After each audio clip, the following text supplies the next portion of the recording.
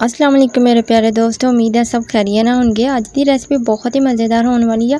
अच्छा, टिंडिया का नाम सुन के भुख सुक जाती है अक्सर।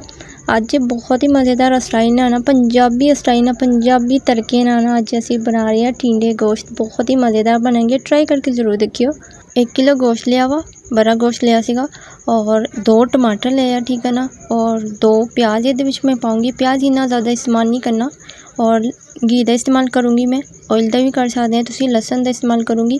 और अच्छा, मैनू किसी ने कमेंट किया सी, मैं टिंडे चिकन टिंडे बनाए सीगे, उन्होंने कहा सी आ टिंडे किस तरह के आ। साडे तो इत्थों होना टिंडे इदां दे मिलते आ, बाकी मैनू नहीं पता किस तरह के होंदे आ। अच्छा, मैं ये हुणे 1 कप घी का इस्तेमाल करूँगी, तुसीं ऑयल का भी इस्तेमाल कर सकते हैं, कोई मसला नहीं।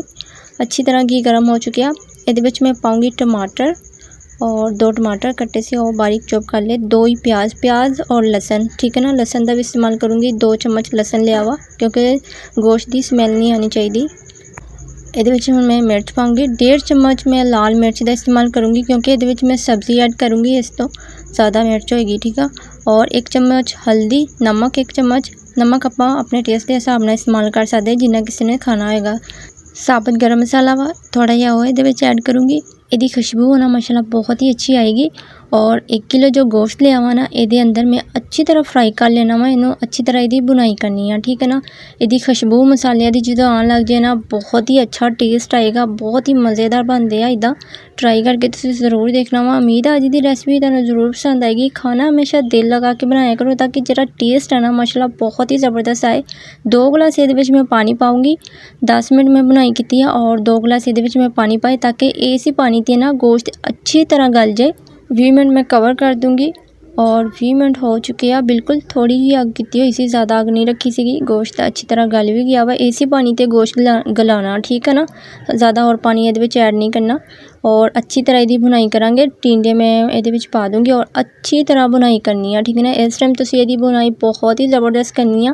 और ये मैं अदरक पाऊँगी, अदरक का इस्तेमाल हमेशा उदों करिया करो जो तुसीं यदी बुनाई करदी है ताकि हर चीज़ का टेस्ट अपना हुंदा वा। अगर आप सारा कुछ पा के ना एको दफ़ा रख दोगे ना, किसी चीज़ का टेस्ट नहीं मिलेगा सानू, हर चीज़ मिक्स हो जाएगी, किसी चीज़ की खुशबू ही नहीं आएगी सालन तो, और टेस्ट भी बेकार ही होएगा क्योंकि तुहाडी मेहनत ही ज़ाया होएगी। तुसीं खाना ना हमेशा दिल लगा के बनाया करो ताकि जो उहदा टेस्ट ना माशाल्लाह बहुत ही ज़बरदस्त आंदा वा। और अच्छी तरह यदी बुनाई हो चुकी है, तकरीबन मैं 10-15 मिनट में यदी बुनाई की है अच्छी तरह। तुहानूं पता बुनाई करने का एक तरीका हुंदा वा, ये नहीं है कि तुसीं ये थोड़ा थोड़ा पानी ऐड करी जाओ और बुनाई करी जाओ। इदा इस तरह सालन की बुनाई कभी भी नहीं करनी चाहिए, वह टेस्ट नहीं आता, ठीक है। और अच्छी तरह बुनाई करने तो बाद ये मैं पानी पा दूँगी। पानी मैं इन्ना इस्तेमाल करूँगी जिन्ना मैं शोरवा बनाना होगा, ठीक है ना। तुसीं अपने हिसाब नाल बना सकते हैं। अगर वीडियो अच्छी लगे तो चैनल को सबसक्राइब कर दियो, नाल ही बैल आइकन प्रेस कर दियो ताकि तुहानूं हर आने वाली वीडियो मिल सके। अच्छी तरह इन्हू सेक लगेगा ना, जो पानी पकन लग जाएगा इहदा, मैं अग स्लो कर देनी है। और 15 मिनट मैं कवर किया सी। ये मैं हरिया मिर्चा और हरा धनिया, आधा चम्मच गर्म मसाला ऐड करूँगी और ये खुशबू बहुत ज़बरदस्त आएगी। बिल्कुल ये नहीं है कि मैं 5 मिनट ते हांडी पका लिया, नहीं, काफ़ी टाइम लगता बेटा जी। और इन्नी जल्दी कोई भी नहीं चीज़ पकती, ना 5 मिनट दे ना 10 मिनट दे, हर चीज़ का एक टाइम हुंदा वा। माशाल्लाह मेरी रेसिपी तो रेडी हो चुकी है, बहुत ही ज़बरदस्त आ। ट्राई करके ज़रूर देखिए। देखो सालन की लुक देखने ते इन्ना ज़बरदस्त लगता, जी चीज़ देखने ते बहुत ही प्यारी लगन दी है ना, वह टेस्ट भी बहुत अच्छा ही होएगा। उम्मीद है अज की रेसिपी तुहानूं ज़रूर पसंद आएगी। अगर मेरे चैनल को सबसक्राइब नहीं किया प्लीज़ मेरे चैनल को सबसक्राइब कर दिए और लाइक और कमेंट करके लास्ट में दसियो तुहानूं मेरी रेसिपी किद्दां दी लगी। और मेरी रेसिपी को अपने प्यारिਆਂ ते ज़रूर शेयर कर दिया करो।